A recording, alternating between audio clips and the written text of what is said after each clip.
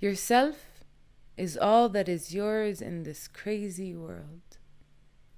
For Maysan Nasser by Jason Stoneking. July 2017. Dearest Maysan, we covered a lot of ground on the day we spent together, not only geographically, but philosophically and emotionally. You said many things that touched me, but perhaps what intrigues me the most is to wonder at what types of things you might not have said. You mentioned to me, near the end of the day, that you often feel hesitant to be yourself. I asked if you had felt that way with me, and you confessed that you had. At first, I was saddened by this, but then I realized that by saying it, you were reaching out, through the fog, striving for more sincerity, and I felt honored. Of course, the truth is that you are always being yourself. You are both open and guarded, both showing something and hiding something all the time. Regardless of what is on the inside and what is on the outside in a given moment, all of it is yourself. Even your illusions, your deceptions, your secrets, your masks, they are all equally yours. They are all facets of your own personal cosmology. You told me that you worry sometimes about whether or not you are crazy. And of course, you are crazy. As we all are, each in our own way. But you are also perfectly sane in your own unique way as well. There's perhaps nothing more sane, nothing more normal and rational than to wonder if we are crazy. Any thinking, feeling person would look around the way this reality functions, then look inward at their bloody beating heart, their quivering guts and their constantly calculating mind, and they would ask themselves if somehow they'd fallen out of step or misunderstood everything. The whole mess of it is crazy. Our actions, our fears, our interactions, our hopes, our desperate attempt to superimpose a set of right and wrong behaviors onto a chaos universe.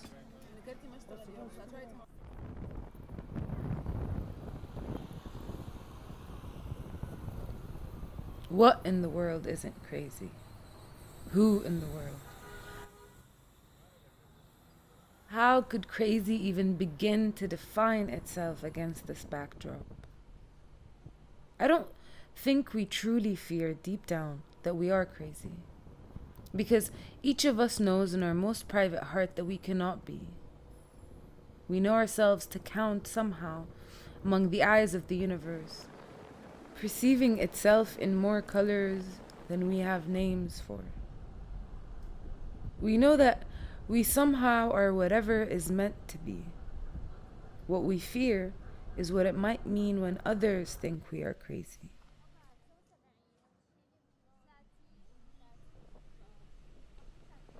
We might not be able to communicate, to love, to share, to bond, to trust. And we don't know how to go on without the strength and comfort that those things provide. We don't know how to value and cherish ourselves in a vacuum. So we tend to worry whenever we sense a discord between our own vision of reality and the one that others seem to be sharing. This is a completely understandable thing to be concerned about. But the discord doesn't mean that we are crazy. The discord only means that we are listening to all the voices within us, weighing them against each other, allowing the flow of alternating visions to shift the balance of our perspective. We don't want to blindly trust our own whims and risk floating dangerously far from those around us. But neither do we want to blindly trust the common vision and lose our ability to stir our own volatile cocktail of ideas and sensitivities. We must strive to know ourselves as fully as possible, even when what we see in ourselves appears foreign or frightening. To explore the darkness is what it means to be a light.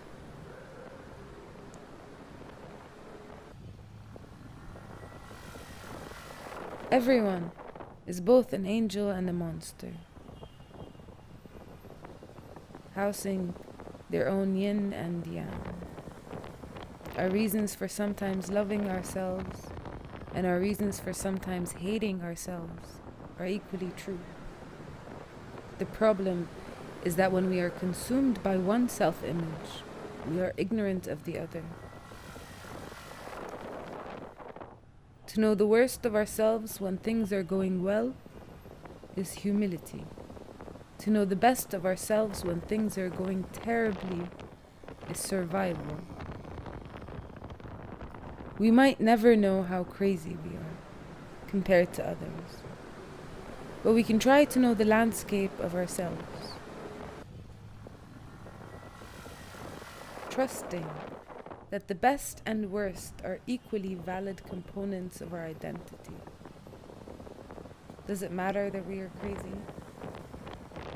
Only insofar as it hinders us. And only we can decide what our goals are. We must judge ourselves by our own standards. What I tried to say to you that day was to only fight your craziness when it is frightening you. Anything that stands in your way, that obscures your own horizon, is yours to abandon or destroy. But even the decision to arrest a thought process or seek help with a destructive tendency is not an acknowledgement of defect. It is only a step we take on our own path towards the end of our own rainbow.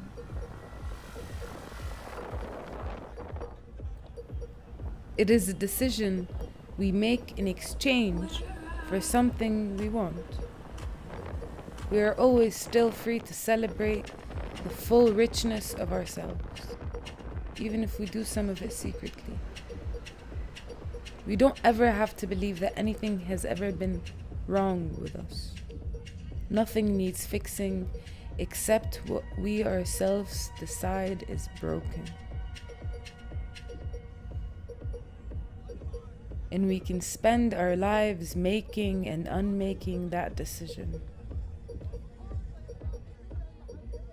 Personally, I've spent my own life arriving at the conclusion that the entire situation of existence is batshit fucking crazy.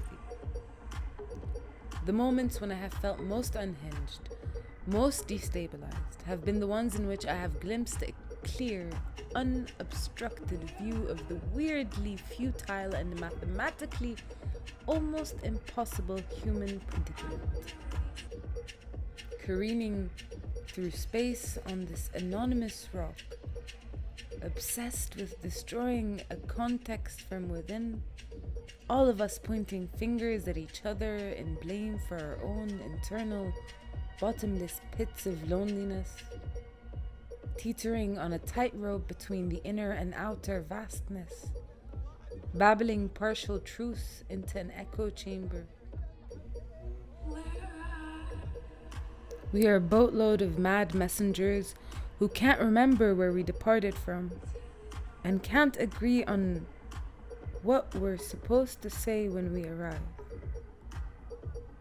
The cold black water laps at our hull from all directions, from the past and from the future, and will eventually swallow everything we know back into the unknowable eternity from which it sprang. Yet we plot courses, we draw maps, we argue over who should captain the ship, we choose whom shall be thrown overboard. Crazy? The whole human race is drowning in crazy. But you, Maysan, I don't find you crazy. Not worryingly crazy anyway. Not the bad kind of crazy that most people seem to be. You are humble, inquisitive, self-analytical. You are admirably concerned about the outcome of the great tangled chess game that goes on in your head. You know yourself as both an evil mastermind and a frightened little girl. You are vulnerable enough to cry and ask for help, and also courageous enough to be skeptical of whoever comes running. You both doubt and trust yourself, and it scares you when you're not sure what's real.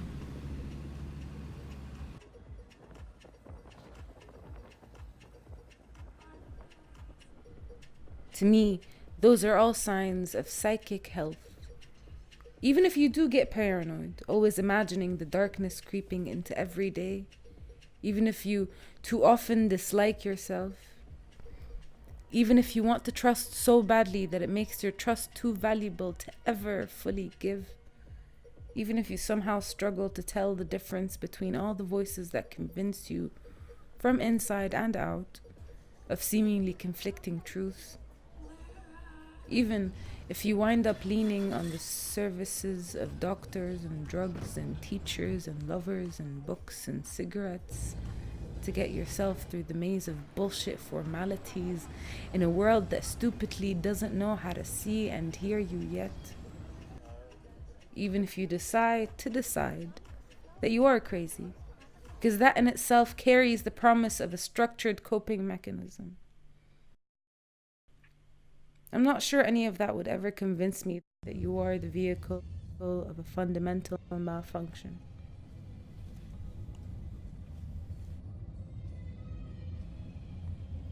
The crazy pours through all of us. It is an essential ingredient in the cosmic soup that we all ingest and channel. It is the thing inside of us that bears itself witness. Neurosis is a feedback loop of the collective humming.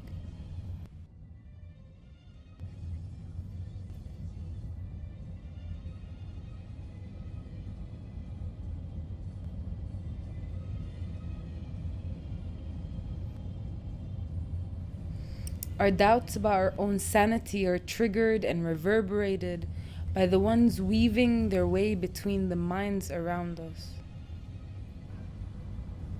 Perhaps the best chance we have of tethering ourselves to something solid in this swirling storm of crazy is to hold on tight to whatever inside of us feels the most uniquely ours.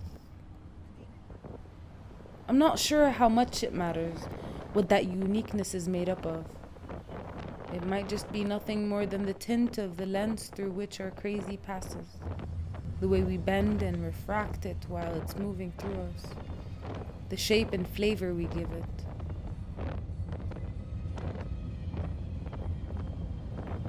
None of us can be held responsible for the content of the universe.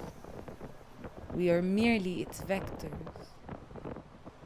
The difference I see between you and other people is not that you are crazier, it's that you are capable of writing it down.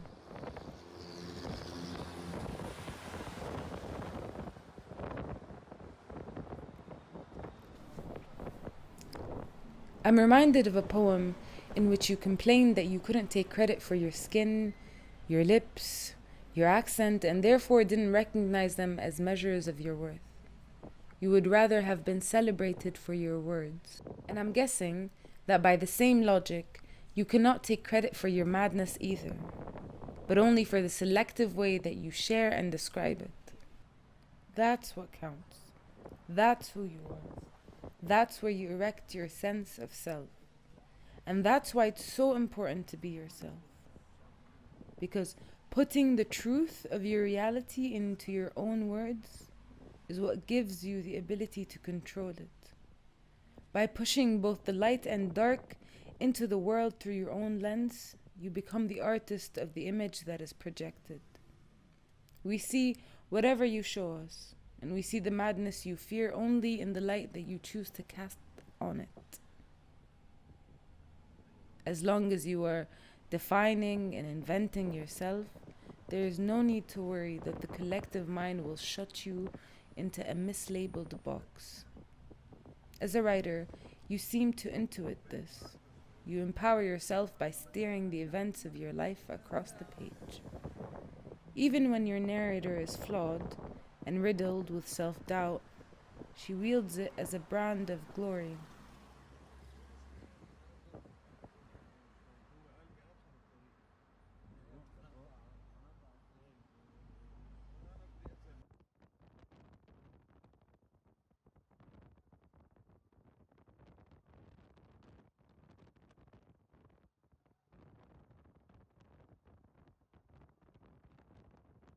Each poem is a hard-fought victory over some person, some moment, some nightmare, some trauma that might otherwise have derailed her. The only trick now is to accept life as the big poem and to let her put her hands on the wheel of it. You know how to make a narrative of yourself. And that's all sanity is. That's all the people who seem confident are doing.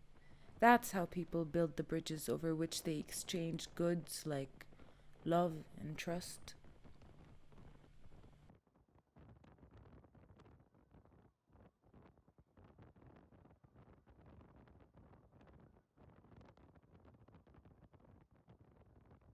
What we are is the story we tell about what everyone is experiencing. And being ourselves is just a question of our willingness to tell that story. I hope very much that I can help you feel more comfortable about being yourself around me. And I hope that you will feel increasingly comfortable being yourself around everyone you encounter.